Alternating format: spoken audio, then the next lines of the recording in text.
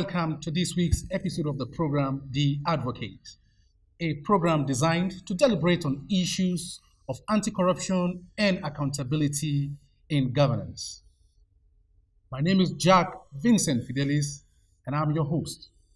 On the program today, I have as my guest a senior lecturer with the Department of Mass Communication, University of Maiduguri, Dr. Nuhu Gapsiso.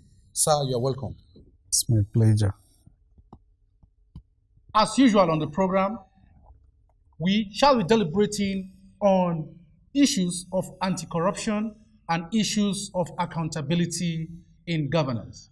Nigeria is a country that is endowed with a lot of human and natural resources. Over the years, the ability to advance this for the good of the common man has been a very big problem. This is because of corruption in the polity.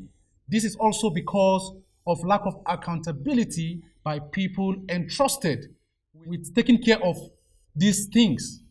It's on this note that my guest will be shedding light on some of these issues. And I will kickstart by saying, how can the culture of transparency and accountability in governance be entrenched in the polity, sir?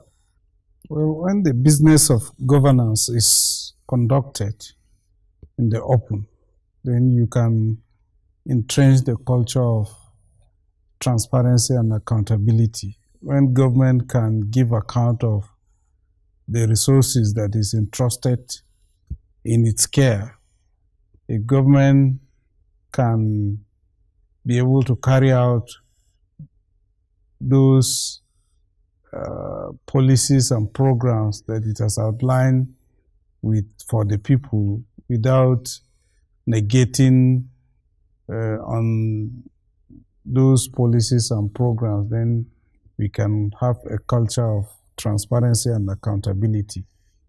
And also, if you can do away with nepotism, you can do away with the involvement of public servants in private businesses. We can be able to entrench the culture of transparency and accountability. If people can give account of every single kobo that goes into the government coffers, those resources are not meant to go into private pockets, but are meant to carry out the day-to-day business of governance. So if the government can render account of how these resources are used, are managed, then we can say we have this culture of transparency and accountability. If timely information can be released on how the business of governance is conducted, then we can say we have a culture of what? Transparency and accountability in governance. So that's really very good. Now, this fight against corruption and lack of accountability in governance is one fight that has been on for a very long time. Different previous governments have been working on this issue, so much so that the government of former President Olusegun Obasanjo brought in anti-graft agencies like the EFCC and the ICPC. Now, this fight, can it be won? Can it ever be won? Because successive governments keep having to deal with the same problem without solution, or so to speak. So can this fight be won? Yes, it can be won if the agencies responsible or saddled with the responsibility of really carrying out this function of getting rid of corruption in the society can be alive to their responsibility. Over the years, we've been having this culture of corruption entrenched in the system because the institutional capacity to really get rid of corruption has not been put to full use. Most times, they do much talk and do less work. I think that explains why we tend to have this pessimism that the fight against corruption is not on course. But be that as it may, I believe the institutions, if they are alive to their responsibility, can be able to stamp out this twin evil of corruption. And not only the institutions, corruption can only be overcome when the people who are supposed to also play a role in stamping out corruption also do their bits. Most times, people are encouraged to go into corruption because society's expectation from public officers are so high. Once you are appointed into a position of responsibility, the expectation is that you have enormous resources at your disposal. So everybody will come to you requesting for one form of assistance or the other. If you tell them you don't have money to give them, they will say, what of the office you are occupying? So most times people are corrupt not because they want to, but because the society encourages them to go into corruption. So until the society demand accountability from those who have been given the responsibility to promote and execute government policies and programs, corruption can never leave the system. Okay, from what you've said so far, I want to bring in an organization like the National Orientation Agency, because you pointed out clearly that the people too have a stake in curbing corruption in the society. Because of this, there are too much of demand on people in government. So do you think the National Orientation Agency is doing a good job coming from the academia? Because personally, I've not heard them say anything in a very long while. Well, I think the National Orientation Agency, if I have to be honest, is existing only on paper now. When it was MAMSA, it was active and alive to its responsibility. Good. But the moment the government decided to change its name to National Orientation, how many people have they oriented in Nigeria? Look at even the last election. INEC is saying a greater number of the registered voters didn't come out to vote. It's the responsibility of NOA to sensitize Nigerians to come out and elect leaders for the country. So that at the end, you don't complain that no, the right people have not been elected. So you have to play your part to elect people that you think have the capacity and ability to discharge the act of governance the way you want. So as far as I'm concerned, NOA has only been existing in name because I have not felt their impact.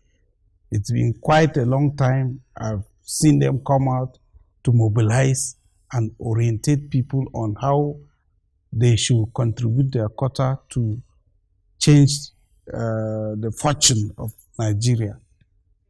Where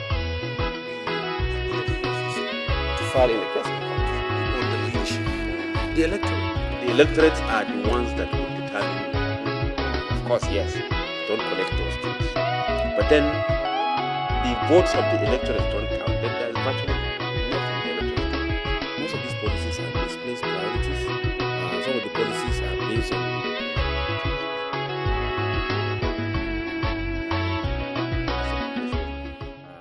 Well, viewer, in case you are just joining us, the program is The Advocate, a program designed to deliberate on issues of anti-corruption and issues of accountability in governance. This is one program sponsored by the MacArthur Foundation and CITAD. I am still with my guest, Dr. Nuhu Gapsiso, a senior lecturer with the Department of Mass Communication, University of Maiduguri. And now, sir, coming from your background, the media, how can the mass media help in these fights against corruption? I think you need to give the media a pat on the back, okay, because most of the corruption cases that have been exposed in high places was done by the media. I give you examples with the Ete Gate, the Buhari Gate, Salisu Buhari, the former speaker. The what is that her name? Kemi. Yeah, Kemi's case also was exposed by, and the one that one of the journalists that did the expose is under prosecution currently. Since there is a subject of litigation now, I don't want to talk about it. So I think the media has been alive to its responsibility of holding public servants, government accountable. So, but the media can still do more by exposing corruption in high places. Whether these corruption cases are pursued by all these anti-corruption agencies to ensure that the perpetrators are brought to book or not, the media have a responsibility to expose infractions in government establishments, ministries, and departments. Okay, sir. You see, it's a constitutional responsibility. Of course, it is. Yeah. It is. Now, you see, in this age of social media and the knack for breaking news, issues, like you rightly pointed out, of corruption are exposed by the media. Over the years, we've actually noticed that. But the problem is that after this exposure, it doesn't go beyond that, so to speak. Somebody in the media will be reported to have embezzled funds, for instance. But it doesn't go beyond that. After that rush, later we'll hear nothing again. And then that person may likely go scot-free. That is why, as we give the media the pat on the back, what is that extra more that they need to do? I think the media is also not insulated from that, because the media is also part of the system. It is. It's part of the society. So whatever it is that I think there are cases of journalists that have also been accused of partaking in corrupt practices. And I remember the anti-graft agencies were after them. Some of them were even taken to court and are currently being prosecuted in the court of law. So, in as much as the media has done its bit to expose corruption in high places, the few bad elements within the media, I think the Nigerian Union of Journalists has a responsibility to really sanction erring members, especially those who are involved in one act of corruption or the other. That is, assuming the NUJ is also free from what we call corruption in courts. So I believe the umbrella union of the journalists also has a responsibility to monitor the conduct of journalists, especially as it's related to collecting brown envelope, because collection of brown envelope is also corruption. Yes, because you are collecting money for doing nothing. Your organizations are paying you, so why should you collect money from organizations that you are going to report on, whether we like it or not? Once you collect money or collect any form of gratification, you must get your credibility as a journalist, because it is bound to influence you when you are discharging your responsibility as a journalist. Well, you see, the journalists themselves, anytime they make this complaint of not being adequately paid, sometimes an editor can outrightly tell you, you have your ID card, it's your meal ticket. I think what can be done about this? I think I was coming to that, because what are those factors that contribute to lack of transparency and accountability in the art of governance? One of them is nepotism. If you are the general manager of BRTV and you employ your brother, your sister, somebody from your locality to work here, you know, you are under this obligation that to shield him whenever he engages in anything that you feel is at conflict with the expected norm within the BRTV. So nepotism, once you do away with nepotism, you're definitely going to entrench this culture of transparency and accountability. And another one is professionalism. When you engage only professionals to work in government organizations and establishments, you will bring down the level of corruption that is endemic in the system. And another is you should stop, there should be this law, they should stop public servants from engaging in private businesses because it is bound to affect you. Because sometimes you may discover that your business is not doing well and you may need resources to complement the little profits you're making. So that will now make you to delve your hand, to dip your hand into the government coffers to get resources that will help you to keep your business up and running. Okay, you mean as a public servant, it's wrong to actually indulge in private business? No, it's wrong. It's wrong. Because it's bound to, it will conflict with your official responsibility. Because once you are bankrupt, the tendency is, okay, where do I get money? And once you're working in an organization where money is lying somewhere, or you are the person that is handling contracts, you know, if you are giving out contracts, you insist that anybody who is going to benefit from that contract must give something in return so that you may even like to expand your business.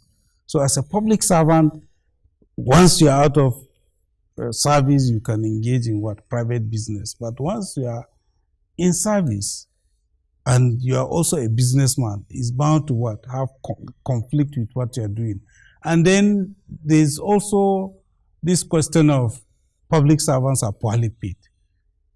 That is why the tendency to engage in act of corruption is also there, because as a young man, you're a graduate, you want to build your own house, you want to ride a good car, you know, you want to go out with the best girl in town. So where will you get the resources? Your salary alone is not enough to even take care of your clothing, your feeding, and the house rent. So you have to look for alternative source of income.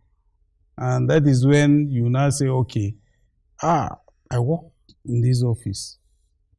Most of them will tell you that, no, that I remember, let me just share this with you. When I was working with one of the public departments, I was somewhere and there was this request that I made. So they wanted me to put forward the request. And when I submitted my request, the officer that was ahead of me said, well, young man, if what brought you to Abuja is to look at all this flyover, that was all what brought us here. Can you just go back and get us a proper quotation? Or we forget about your request. I told him that is the best I can do. So he went and brought a quotation that was outrageous. And it was approved. Wow. So, okay. Okay. And now, from what you've said, I'm thinking, a medical doctor, for instance, most medical doctors have private hospitals. Clinics, yeah, they have. Do you think that is a good thing, or? I think that was what informed the decision by the Federal Executive Council to stop them from engaging in private practice. That if you are working with a government hospital, you should not own a private clinic. Because it has been discovered that they spend less time in the hospitals and spend more time in their clinics. Sometimes there are cases that could be handled in this public hospital, but the doctors will insist that you go to their private clinic. Sometimes if you want to be attended to, you go to their clinics, because that is where you get them, you get their time, and you get their attention. But once you go to their workplaces, they will hardly make out time for you. So sometimes it's conflicting with their official what? Engagements. So I think as a medical doctor, as a university lecturer, you should concentrate on the job that you've been paid to do. If you must do anything, you leave the present job you are doing and then concentrate on that. So that you won't be serving two masters at the same time. Right. Yeah, you'll be jack of so many trades and master of none. Well, where to file in the case on the leadership, the electorate are the ones that will determine. Of course, yes, don't collect those things, but then the votes of the electorate don't count. Then there's virtually nothing the electorate. Most of these policies have misplaced priorities. Some of the policies are based on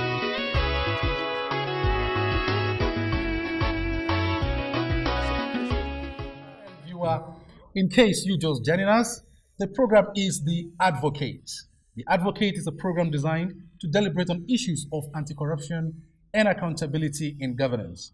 My guest is Dr. Nuhu Gapsiso of the Department of Mass Communication, University of Maiduguri, and so far he has been doing justice to the topic. On this note, I want to say the anti-graft agency, I want to go back to them again. What do they need to do differently to actually combat anti-corruption in the system and lack of accountability? They need to do something different. I remember I was having a discuss with somebody that works with one of these security agencies. And the complaint he was giving me was that, how do you expect us to act when you don't report, when you don't write in, when you don't send in any complaint? I don't think it is wise for these anti-graft agencies to wait until people write petition. They should be proactive. Their presence should be felt in all government departments, ministries, and organizations. A lot of infractions is going on. So it is their responsibility to monitor how the business of governance is conducted. If there is a meeting of the tenders board, it's the responsibility of any of these anti-graft agencies to send one of their operatives there to monitor how these things are being done, so that there will be transparency in the way the bid is opened and the way bidders are, the highest bidder is selected or whatever. But when the business of governance is just done, left at the mercy of most of these head of ministries, departments, and organizations, the tendency to steal public funds is always there. So they should be proactive and monitor how the business, especially the handling of government finances, is being done by public servants. Oh, that's really very good. And now, what would be your advice to governments and the people on these fights? I think the government need to do more. I will commend the government for what it has done so far, but I think people still expect more, because there are a lot of expectation on the government and the resources are not there. There is limited resources, so there is need for government to do more so that it could be able to retrieve all the stolen funds from public officers who have used their responsibility in government to siphon public funds, so that a lot of these projects, a lot of these policies that have not been implemented due to lack of resources can be implemented. A lot of these promises that the government has made to the electorates can be fulfilled, because then government will have enough resources at its own disposal. So they should intensify the fight against corruption by ensuring that anybody that is engaged in one act of corruption or the other is prosecuted and made to face the law.